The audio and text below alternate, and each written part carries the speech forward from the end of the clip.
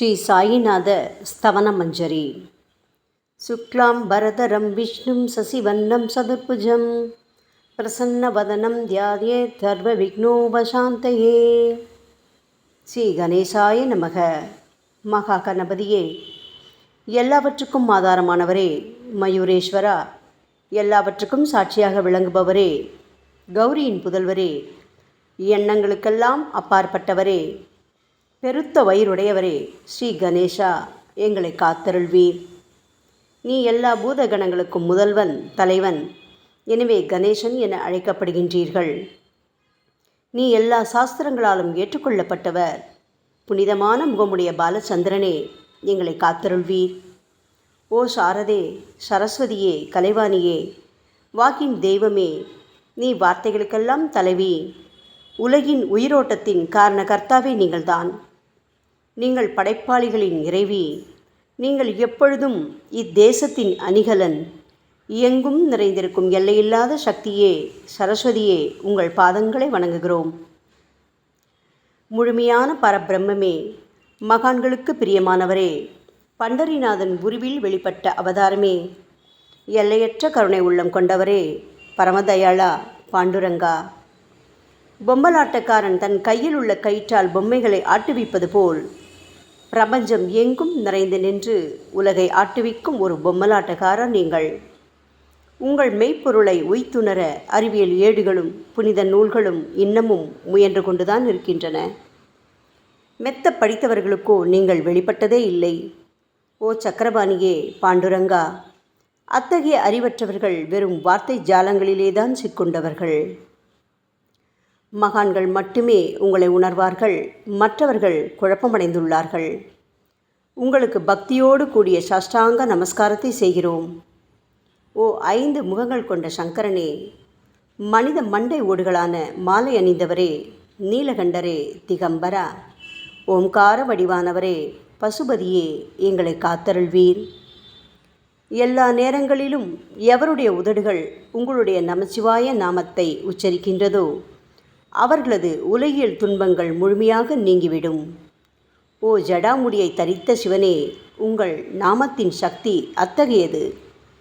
உங்களது பாதங்களை வணங்கி நாங்கள் ஸ்ரீ சாயிநாதரின் புகழை கூறும் இந்த துதியை எழுதுகிறோம். இந்த அருட்பணி முழுமையடைய எங்களுக்கு அருள்வாயாக நீலகண்டா, ஆலகால விஷமுண்ட சிவனே. இப்பொழுது அத்ரி மகரிஷியின் புதல்வரான தத்தாத்ரேயர், அவரவர் குலதெய்வங்கள் இந்திரன், துகாராம், ஞானிகள் மற்றும் எல்லா சாய் பக்தர்களையும் பணிகிறோம். ஸ்ரீ ஷீரடி சாய்நாதா, உமக்கு வெற்றி கிட்டட்டும். பாவிகளை கடைத்தேற்றும் கருணையுள்ளவரே, உங்கள் பாதங்களில் எங்களது தலையை வைத்து வேண்டுகிறோம். உமது பாதுகாப்பை எங்களுக்கு அருள்வாய். நீங்கள் முழுமையான பரபிரம்மம், ஆனந்தத்தின் இருப்பிடம். நீங்களே விஷ்ணு. மன்மதனை எரித்த ஊமையொரு வாகனும் நீங்களே. சாயி, நீங்கள் மனித வடிவில் தோன்றிய இறைவன். அறிவு என்னும் ஆகாய சூரியன். நீங்கள் கருணை கடல். நீங்கள் பிறவி பிணிக்கு ஓர் அருமருந்து. நீங்கள் ஏழைகளுக்கும் கீழ்த்தட்டு மக்களுக்கும் விரும்பியதை கொடுக்கும் சிந்தாமணிக்கல்.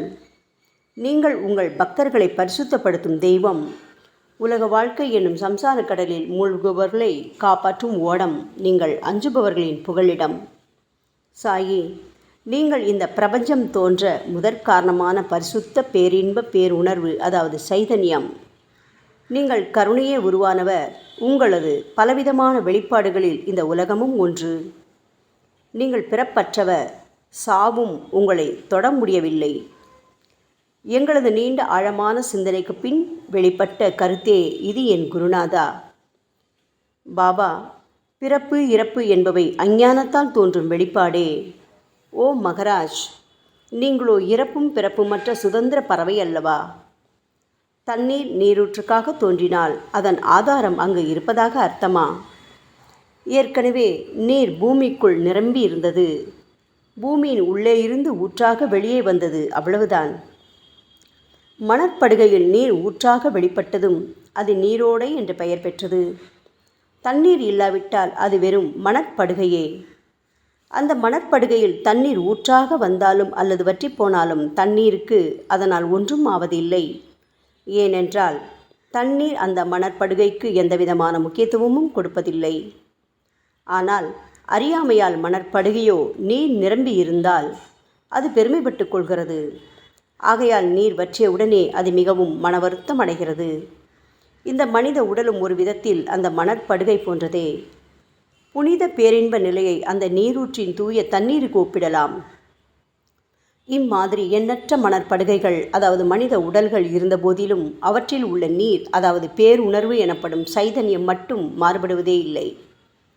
கருணையுள்ளம் கொண்டவரே சாய்நாதா, நாங்கள் உங்களை ஆதியும் அந்தமும் இல்லாதவர், பிறப்பற்றவர் என்று கூறுவோம். இந்திரனின் கையில் இருக்கும் வஜ்ராயுதம் நீங்கள். இந்த வஜ்ராயுதம் ததீசி என்ற முனிவரின் முதுகெலும்பை கொண்டு தயாரிக்கப்பட்டது. இதுவரை இந்த பூமியில் எத்தனையோ எண்ணற்ற உயிரினங்கள் தோன்றியுள்ளன, இப்பொழுதும் தோன்றிக் கொண்டுதான் இருக்கின்றன. வரும் காலத்தில் மேலும் எண்ணற்ற உருவங்கள் தோன்றத்தான் போகின்றன. அந்த ஒவ்வொரு தோற்றத்திற்கும் ஒரு தனி உருவமும் பெயரும் கிடைக்கும். இந்த உயிர்கள் ஒவ்வொன்றும் பெயராலும் தோற்றத்தாலும் மட்டுமே இவ்வுலகில் அடையாளம் காட்டப்படுகிறது. ஆகையால் அந்த சுத்த பேருணர்வு நிலையை நீ நான் என்று பிரித்து காட்டுவது சரியல்ல. ஏனென்றால் எது இரண்டாக தோன்ற முடியாதோ அதுவே உண்மையில் பரிசுத்த பேரின்ப பேருணர்வு எனப்படும். அது ஒன்றே அனைவரின் உள்ளும் ஆத்மா என்ற பெயரில் உள்ளது. மேலும் உண்மையை சொல்வதானால் அந்த ஒரே ஒரு சுத்த பேரின்ப பேருணர்வு நிலைதான் உலகம் முழுவதும் வியாபித்திருக்கிறது. அப்படி இருக்கையில் நீ நான் என்ற வேற்றுமைகள் எவ்வாறு இருக்க முடியும்? நீருண்ட மேகத்தில் உள்ள நீரின் தன்மை உலகெங்கிலும் ஒன்றே. ஆனால் அது பூமியை அடைந்ததும் வெவ்வேறு தோற்றங்களை நதி, ஏரி, ஊற்று என ஏற்கின்றன. கோதாவரி மணற்படுகையில் விழும் நீர் கோதாவரி நதி என்றழைக்கப்படும். அதே சமயம் கிணறு ஒன்றில் விழும் நீருக்கு அந்த சிறப்பு தகுதி கிடைப்பதில்லை. கோதாவரி நதி மிகவும் புனிதமானது. சாயி, நீங்கள் அதில் உள்ள தூய நீரை போன்றவர், நாங்களோ குளம், குட்டை, சகதியில் உள்ள நீர் போன்றவர்கள். நம் இருவருக்கும் இடையே உள்ள வித்தியாசம் இதுதான். பாபா, எங்கள் வாழ்வின் குறிக்கோளை அடைவதற்கு நாங்கள் உங்களிடம் வரவேண்டும். கூப்பிய கரங்களுடன் உங்கள் பாதங்களை சரணடைய வேண்டும். ஏனென்றால் நீங்கள் ஒருவரே புனிதத்தின் உறைவிடம் என் குருநாதா.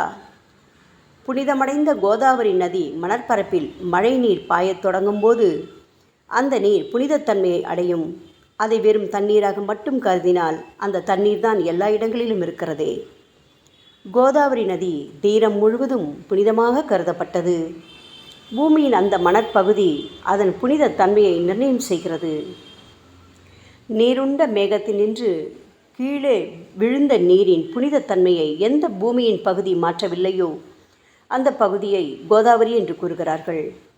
மற்ற பகுதிகளில் விழுந்த நீர் அந்த பகுதியில் உள்ள மண்ணின் குணத்தை ஏற்றுக்கொண்டது, புனித தன்மையை இழக்கிறது. மேகத்தில் பரிசுத்தமாக இருந்த நீர் அசுத்தமாகவும் கசப்பாகவும் உப்பாகவும் மாறிவிட்டது. 6 வித உட்பகைகளான காமம், கோபம், பேராசை, வெறுப்பு, அகங்காரம், பொறாமை இவற்றை அகற்றி புனித உடலெடுத்து வந்த குருநாதா, குருதேவா, தங்களை புனித மகான் என்று அழைப்பதே சால பொருந்தும். ஆகவே நீங்களே புனித கோதாவரி. நாங்கள் உங்களை புனித கோதாவரியாக உருவகம் செய்கிறோம். இயங்கும் அத்தனை படைப்புகளிலும் நீங்கள் சிறப்புற முதன்மை பெறுகின்றீர்கள். உலகம் தோன்றியது முதலே பிரம்மா உயிர்களை படைக்க ஆரம்பித்ததிலிருந்தே கோதாவரி நதி இருக்கிறது. நீர் நிறைந்து பாயும் அந்த நதியில் இன்று வரை தண்ணீர் வற்றியதே இல்லை. ராமர் கோதாவரி நதியின் கரைக்கு வந்தபோது ஓடிக்கொண்டிருந்த தண்ணீர் இன்று வரை அதே இடத்தில் எப்படி இருக்க முடியும்? கோதாவரி நதியின் மணற்படுகை மட்டும் அதேதான். தண்ணீர் கடலை சென்றடைந்து விட்டது. ஆனால் அந்த கோதாவரி நீர் படுகையுடன் புனிதத்தன்மை மட்டும் என்றுமே மாறாமல் இன்று வரை அப்படியே உள்ளது.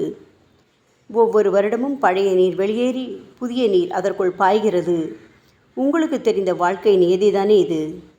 ஒரு நூற்றாண்டை ஒரு ஆண்டாக கணக்கிட்டால் அந்த நூற்றாண்டில் தோன்றிய முனிவர்கள் பாயும் நீரை போன்றவர்கள். அவர்களில் மிகப்பெரிய மகான்கள் அந்த நீரில் தோன்றும் அலைகள் போன்றவர்கள். இந்த புனித கோதாவரி நதியில் முந்தைய நூற்றாண்டுகளில் சனாதனர், சனதர், சனந்தனர் போன்ற மகான்கள் வெள்ளமாக தோன்றினார்கள். பிறகு நாரதர், தும்புரு, துருவன், பிரகலாதன், மகாபலி சக்கரவர்த்தி, சபரி, அங்கதன், வாயுகுமாரனான அனுமான், விதுரர், கோபர்களும் கோபியர்களும் வெள்ளமாக தோன்றினர். இவ்வாறு இன்று வரை கடந்த நூற்றாண்டுகள் ஒவ்வொன்றிலும் ஒன்றன் பின் ஒன்றாக மகான்களாகிய வெள்ளம் தோன்றியது. அவற்றை எல்லாம் எங்களால் ஞாபகப்படுத்தி கூற முடியவில்லை. ஓ சாயிநாதா, இந்த 19ஆம் நூற்றாண்டில் புனித கோதாவரி நதியில் சந்தேகத்திற்கு இடமில்லாமல் நீங்கள் வெள்ளமாக பாய்ந்தீர்கள்.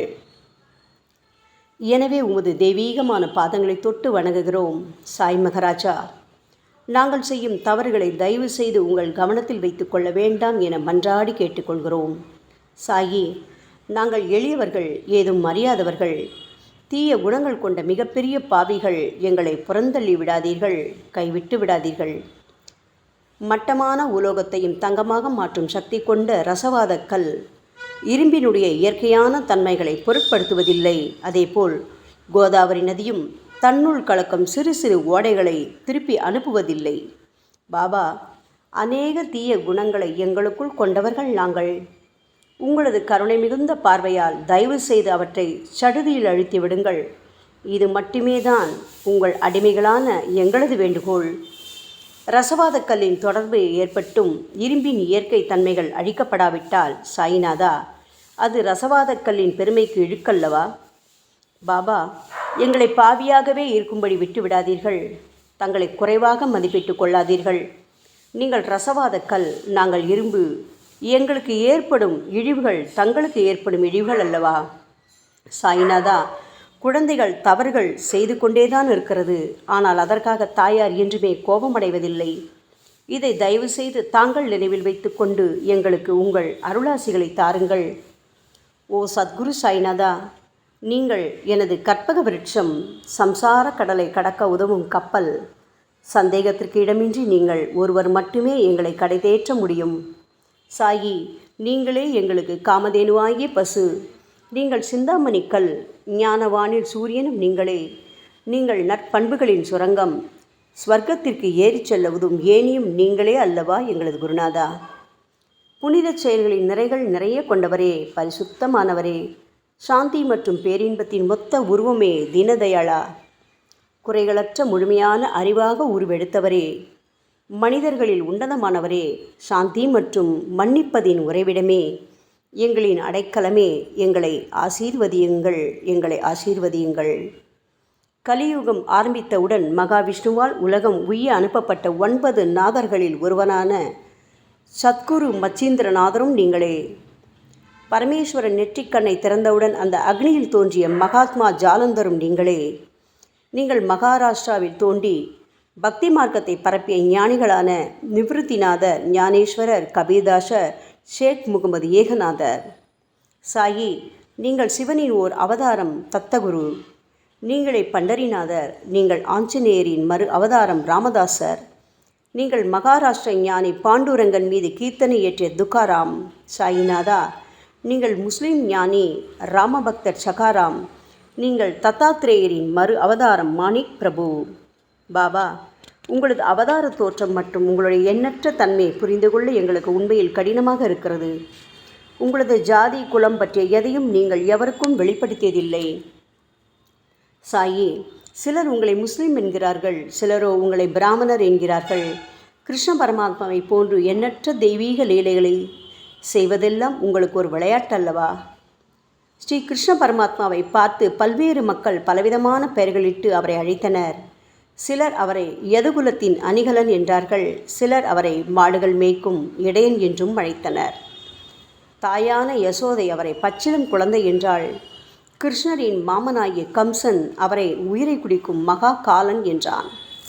அர்ஜுனன் அவரை எங்கும் நீக்கமர நிறைந்துள்ளவர் என்றான். அவ்வாறே சாய்நாதா, ஒவ்வொரு மனிதனின் மனநிலைக்கு ஏற்ப அவரவர் எண்ணங்களுக்கு ஏற்ப உங்களுக்கு பெயர்களை சூட்டி மகிழ்ந்தார்கள். மசூதி, நீங்கள் வாழும் இருப்பிடம். உங்கள் காதுகள் இந்து மத வழக்கப்படி குத்தப்படவில்லை. அதேபோல் பாத்தியா ஓதுவதை பார்த்து நீங்கள் முஸ்லிம் என்று கூறுவது பொருத்தமானதே.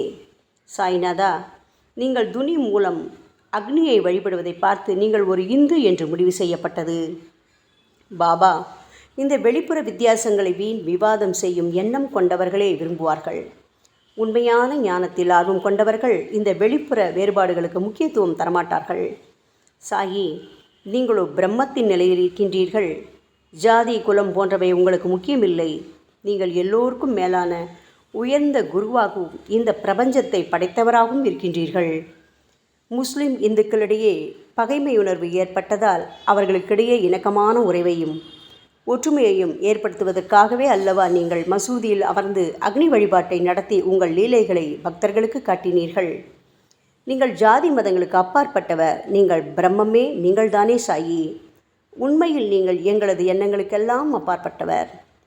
உங்களை பற்றிய வாதி பிரதிவாதங்கள், ஊகங்கள், ஆதாரம் இல்லாத கருத்துக்கள் இருக்கும் இடத்தில் எங்கள் வார்த்தைகளுக்கு முக்கியத்துவம் எப்படி கிடைக்கும்? ஆனால் சாயிநாதா, உங்களை பார்க்கும் பொழுது எங்களால் மௌனமாக இருக்க முடியவில்லை. வார்த்தைகளால் போற்றுதலே உலக வழக்கம்.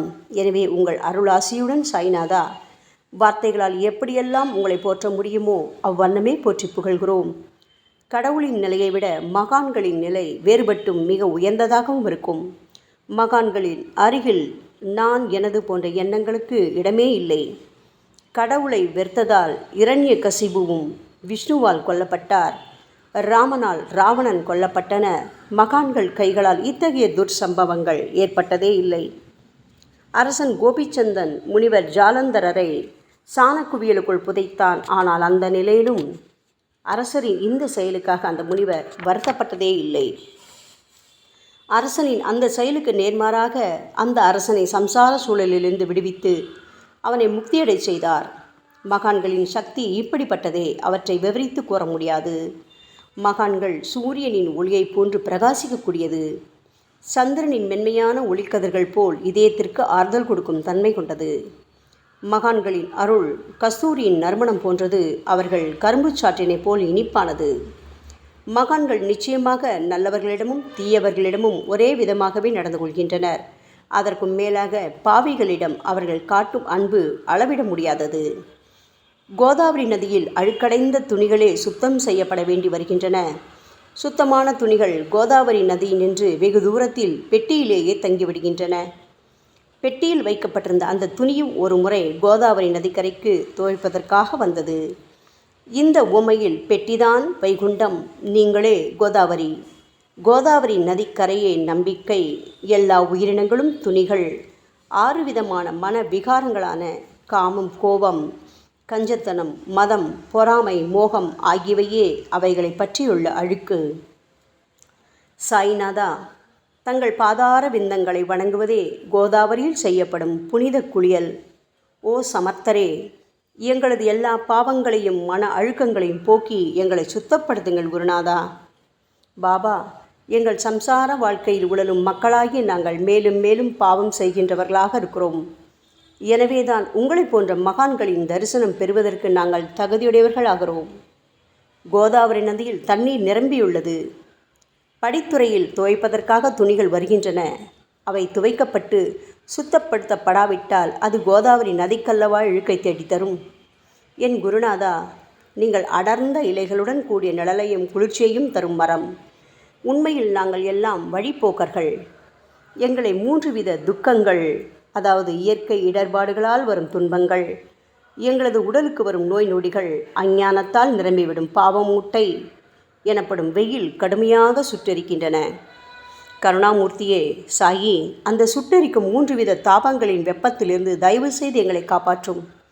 தங்களது கருணை என்னும் குளிர்ந்த நிழல் இந்த சம்சாரம் என்னும் வாழ்க்கை கடலை கடக்க உதவும் தன்மை கொண்டது. பாபா, மரத்தின் அடியில் அமர்ந்தும் ஒருவன் சூரியனின் சுட்டெரிக்கும் வெப்பத்தை உணர்ந்தால் அது அந்த மரத்தை நிழல் தரும் மரம் என்று கூற முடியுமா என் குருநாதா? சாயி, உங்கள் அருளின்றி இந்த உலகில் நல்லது என்பது ஏற்படுவதில்லை. எனவேதான் தர்மத்தை நிலை நிறுத்துவதற்காக அந்த பரந்தாமனே அர்ஜுனனுக்கு நண்பனாக, வழிகாட்டியாக மற்றும் ஆன்மீகவாதியாக மாறினார். சுக்ரீவனின் அன்பினால் தானே விபீடனன் அரசன் ராமனின் நட்பை பெற்றான். சொல்லப்போனால் ஸ்ரீஹரியும் மகான்கள் மூலமாகத்தான் பெருமை பெற்றார். பிரம்மம் என்பது உருவமற்றது. எனவேதான் வேதங்களால் அதை வர்ணித்து கூற முடியவில்லை. ஆனால் பூமியில் அதை மனித உருவில் தோன்ற வைத்து மகான்கள் அதன் உருவமற்ற தன்மையை மாற்றினர். தாமாஜி என்ற பக்தனுக்காக பகவான் பாண்டுரங்கனை ஒரு தாழ்த்தப்பட்ட குலத்தில் பிறந்தார். சோகமேளா என்ற பக்தருக்காக உலகை காக்கும் தெய்வமே இறந்த எருமைகளின் உயிரற்ற உடல்களை எடுத்தார். மகாராஷ்டிர ஞானி மகான் ஏக்நாத் என்ற பக்தனின் பெருமையை உணர்ந்த பரம்பொருள் பாண்டுரங்கனின் மாறுவிடத்தில் வந்து தண்ணீர் சுமந்து உழைத்தார். உண்மையில் மகான்கள் எல்லாவற்றையும் தாங்கும் சக்தியும் சச்சிதானந்த பிரபுவாகிய இறைவனின் எஜமானர்களே. பாபா, இதற்கு மேல் நாங்கள் சொல்வதற்கு எதுவும் இல்லை. நீங்களே எங்களின் தாயும் தந்தையும். ஷீரடி கிராமத்தில் வசிக்கும் என் சத்குரு சாய்நாதா. சாயி, உங்கள் லீலைகளை எவர் ஒருவராலும் உண்மையிலேயே முழுமையாக புரிந்து கொள்ள முடியாது என்கின்ற பொழுது சாதாரண மனிதனாகிய நான் எவ்வாறு அவற்றை விளக்க முடியும் கூறுங்கள். எல்லா உயிரினங்களையும் காப்பாற்ற நீங்கள் ஷீரடிக்கு வந்திருக்கின்றீர்கள். மண் அகல் விளக்குகளில் வெறும் தண்ணீரை ஊற்றி அவற்றை எரிய வைத்தீர்கள். மிக குறுகிய மரப்பலகையை தொங்கும் ஊஞ்சல் படுக்கையாக்கி உங்கள் யோக சக்தியை உங்கள் பக்தர்களான எங்களுக்கு காட்டினீர்கள். அநேக பெண்களின் மலட்டுத்தன்மையை முழுவதுமாக நீக்கி குழந்தை பாக்கியத்தை பெறச் செய்தீர்கள். உதியின் மூலம் தீர்க்க முடியாத வியாதிகளையும் குணப்படுத்தி பரிபூர்ண சுகம் கொடுத்தீர்கள். என் சாயியே, இவ்வுலக சம்பந்தமான துன்பங்களை நீக்குவது உங்களுக்கு ஒரு பொருட்டே அல்ல. யானை ஒன்று எறும்பை சுமையாக கருதுமா?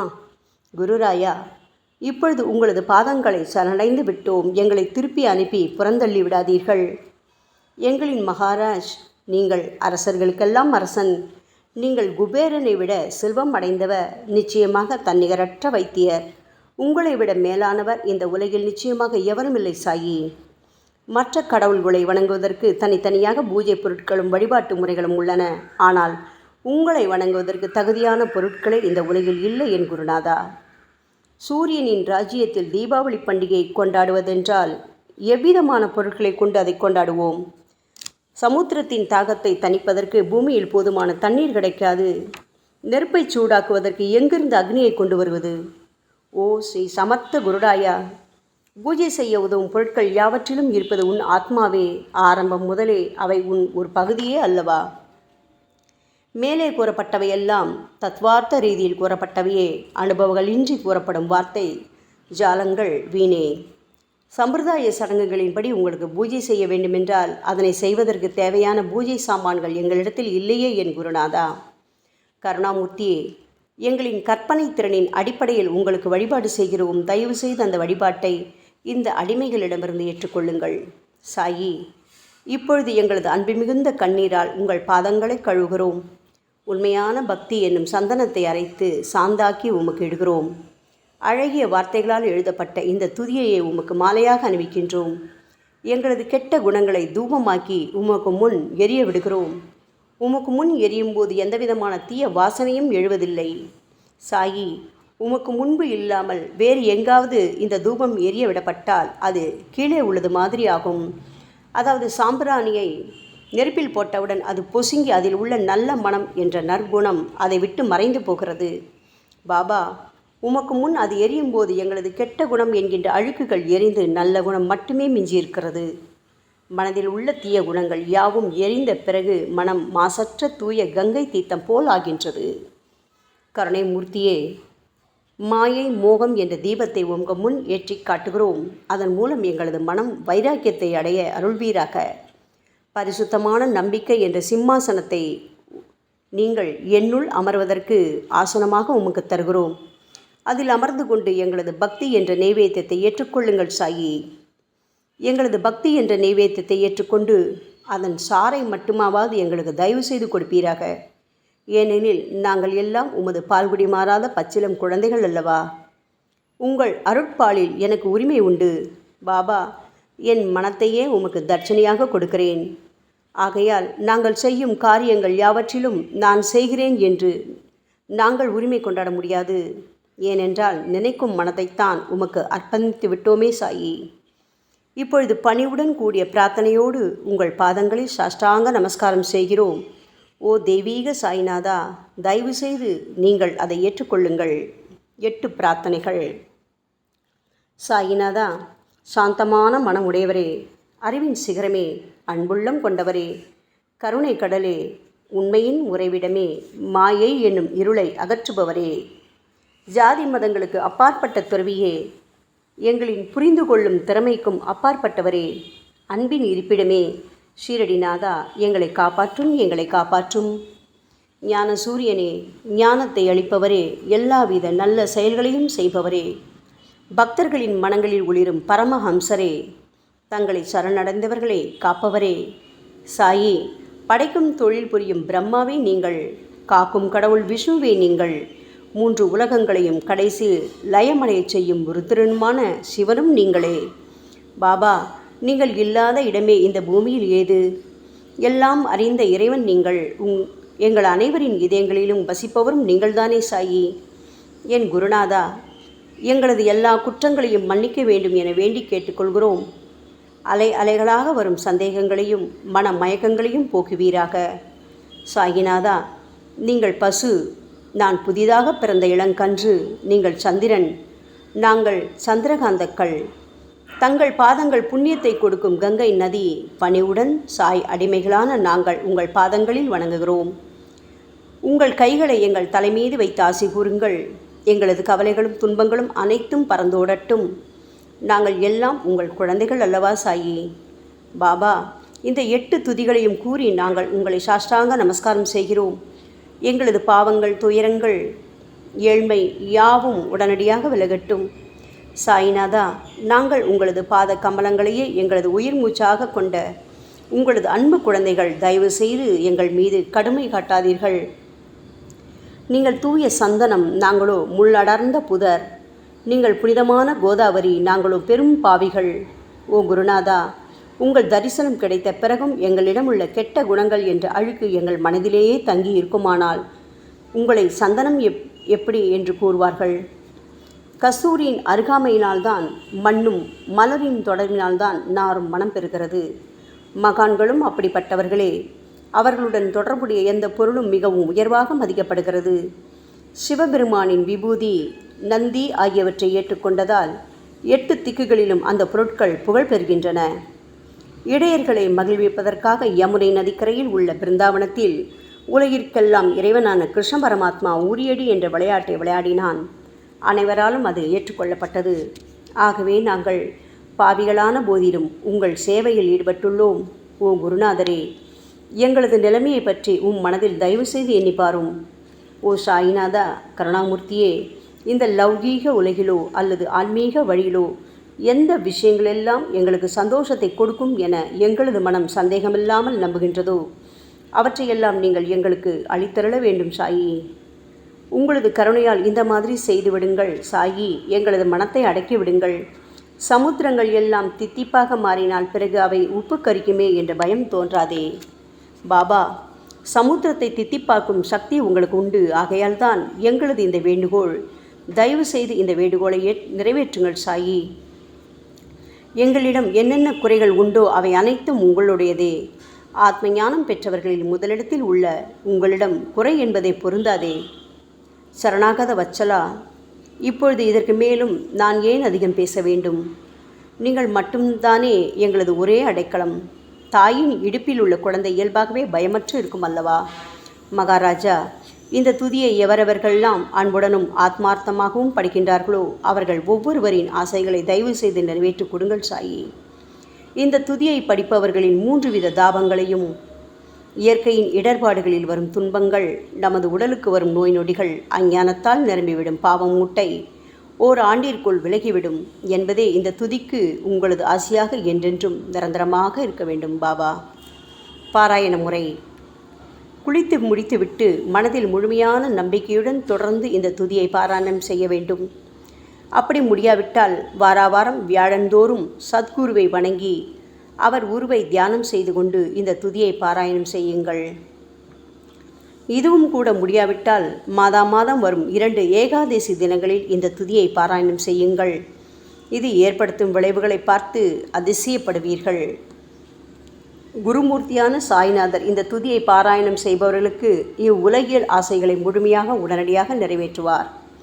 இந்த துதியை திரும்ப திரும்ப பாராயணம் செய்வதால் முட்டாள்கள் கூர்மையான புத்தியை அடைவார்கள். யாருடைய வாழ்நாளாவது குறைவானதாக இருப்பேன் இந்த துதியை அவர்கள் படிப்பதால் 100 ஆண்டு காலம் வாழ்வார்கள். இந்த துதியை தொடர்ந்து பாராயணம் செய்து வந்தால் செல்வம் குறைவாக ஏழையாக இருந்தால் செல்வத்தின் அதிபதி குபேரன் அவர்கள் வீட்டிற்கு வந்து தங்கி அவர்களுக்கு ஏவல் புரிவான். இது சத்தியம், இது சத்தியம், இது சத்தியம் என 3 முறை கூறுகிறார். குழந்தை செல்வம் இல்லாதவர்கள் இந்த துதியை தொடர்ந்து படித்து வந்தால் குழந்தை செல்வம் பெறுவர். இந்த துதியை படிப்பவர்களின் வியாதிகள் எல்லா பக்கங்களிலும் பறந்தோடிவிடும். வியாதி நின்று குணம் கிடைக்கும். இந்த துதியை திரும்ப படித்தால் பயம் மற்றும் கவலை மறைந்து போகும். மதிப்பும் மரியாதையும் கிடைக்கும். அழிவற்ற பிரம்மத்தை உணர்வார்கள். பிரம்ம ஞானம் கிட்டும். அறிவுடையோரே, இந்த துதியின் மீது உங்கள் இதயங்களில் முழுமையான நம்பிக்கை வையுங்கள். சந்தேகங்கள், நம்பிக்கையின்மை, தவறான எண்ணங்கள் ஆகியவற்றுக்கு கொஞ்சம் கூட மனத்தில் இடம் கொடுக்காதீர்கள். ஷீரடிக்கு புனித பயணம் மேற்கொள்ளுங்கள். பாபாவின் தாமரை பாதங்களை மனதில் இருத்துங்கள். அவர் அனாதைகளின் உறவினர், பக்தர்களின் விருப்பங்களை நிறைவேற்றும் கற்பகத்தரு, கேட்டதை கொடுக்கும் கலியுக தெய்வம். பாபாவால் உணர்வூட்டப்பட்டு இந்த துதியை நான் இயற்றினேன். இல்லாவிட்டால் எந்த விதமான முக்கியத்துவமும் இல்லாத என்னால் இந்த துதியை எவ்வாறு எழுத முடியும்? ஆங்கில ஆண்டு 1918 புரட்டாசி மாதம் வளர்பிறையில் விநாயக சதுர்த்தி அன்று சூரிய உதயத்துக்கு முன் இந்த பாமாலை நிறைவு செய்யப்பட்டது. புனிதம் வாய்ந்த நர்மதா நதிக்கரையில் இந்தூருக்கு அருகிலுள்ள ஊரான மகேஸ்வர கஷேத்திரத்தில் ஸ்ரீ அகல்யா தேவியின் சந்நிதியில் சாயிநாதரை போற்றி பாடும் இந்த சவண மஞ்சரி நிறைவடைந்துள்ளது. மகேஸ்வரம் என்ற புனித தலத்தில் இந்த துதி நிறைவடைந்தது. ஸ்ரீ சாயிநாதர் என் மனதிற்குள் புகுந்து இந்த துதியின் ஒவ்வொரு வார்த்தையையும் புற வைத்தார். தாஷ்கன் மகராஜ் எல்லா ஞானிகள் மற்றும் துறவிகளின் வேலையாள். எங்கும் மங்களம் பொங்கட்டும். ஸ்ரீ சாயிநாதரை போற்றி பணிவுடன் எழுதப்பட்ட இந்த ஸ்ரீ சாயிநாத ஸ்தவன மஞ்சரி என்ற துதி பாராயணம் செய்பவர்கள் சம்சார கடலை கடக்க உதவட்டும். இது ஸ்ரீ பாண்டுரங்கனுக்கு தாஷ்கனு மற்றும் சாய் பக்தர்களின் நம்பிக்கை மற்றும் பணிவோடும் கூடிய பிரார்த்தனை. மங்களம், சுபமங்களம். ஸ்ரீ சச்சிதானந்த சமர்த்த சத்குரு ஸ்ரீ சாய்நாத் மகராஜ் கி ஜெய். ஓம் சாய்ராம்.